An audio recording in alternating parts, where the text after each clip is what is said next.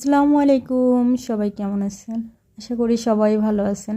আলহামদুলিল্লাহ, দিনের শুরুতেই আমার ডেলিভারি চলে আসছে। তো এগুলো আমি ঢাকা থেকে অর্ডার করেছিলাম। বাসায় পরা থ্রি পিস, এগুলো হচ্ছে সিকোয়েন্সের থ্রি পিস। এগুলো সিকোয়েন্সের কাজ করা আছে। বাসায় পরা থ্রি পিসের থেকে একটু রেটটা বেশি, আর এগুলো সবগুলো হয়েছে বাসায় পরা থ্রি পিস।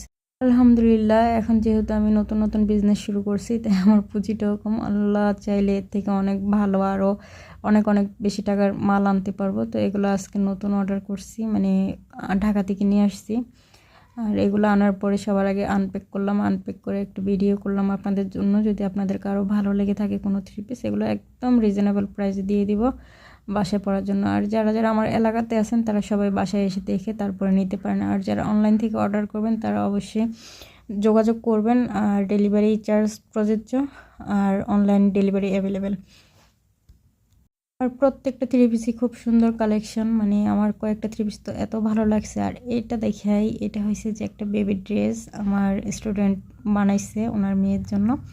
খুবই সুন্দর বানাইছে, একদম প্রথমবার না, কয়েকবার প্র্যাকটিস করার পর এত সুন্দরভাবে পারফেক্ট হয়েছে।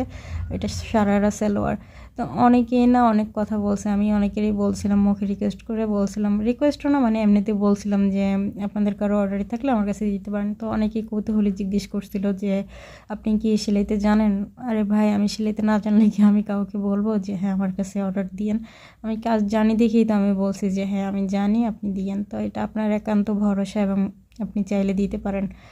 আর মাঝখানে কয়েক বছর একটু কাজ অফ রাখছিলাম, সে কারণে হয়তো অনেকেই জানে না, যেহেতু আমি বাইরে থেকেও সেলাই করে পড়ছি। তো ওই কারণে অনেকে হয়তো ভাবছে যে উনি ওনার ড্রেস বাইরে সেলাই, উনি কি সেলাই কাজ জানে নাকি।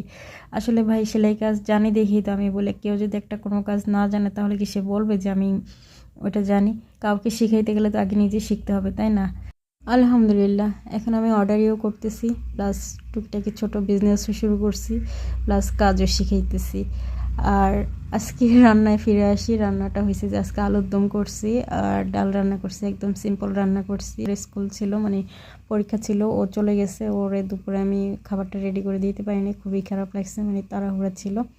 আর উঠছিও যেহেতু দেরিতে, আর দিনের বেলা দেরিতে উঠলে তো এমনিতেই সময় কাভার করা যায় না, তারপরেও ঘুমটাও প্রয়োজন বেশি। তো সকালে ঘুমাইছি, সকালের দিকে ঘুমাইছি, উঠছি একটু দেরিতে, উঠে নাস্তা করে তারপরে কাজকর্ম শুরু করে দিছি। আর দুপুরে রান্না এখন করতেছি আলুর দম। আলুর দমটা কিন্তু আমি প্রপারলি করতে পারি কিনা জানি না, তবে খুবই মজা হয়েছে খাইতে। আর আলুটা যখন সিদ্ধ করছি, সিদ্ধ করার পরে আমি এটার কাঁটা চামচ দিয়ে ফুটো ফুটো করে দিছি, যাতে মশলাটা ভিতরে ভালোভাবে ঢোকে।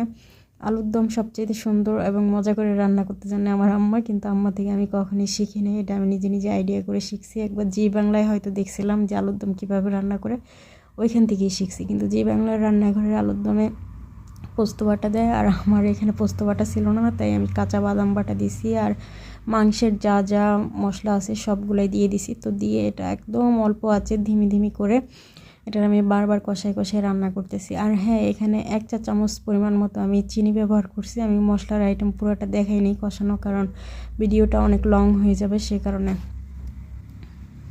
আল্লাহ হাফিজ বন্ধুরা, সবাই ভালো থাকবেন, সুস্থ থাকবেন। আর এই হয়ে গেল আলুর দম। Bye bye.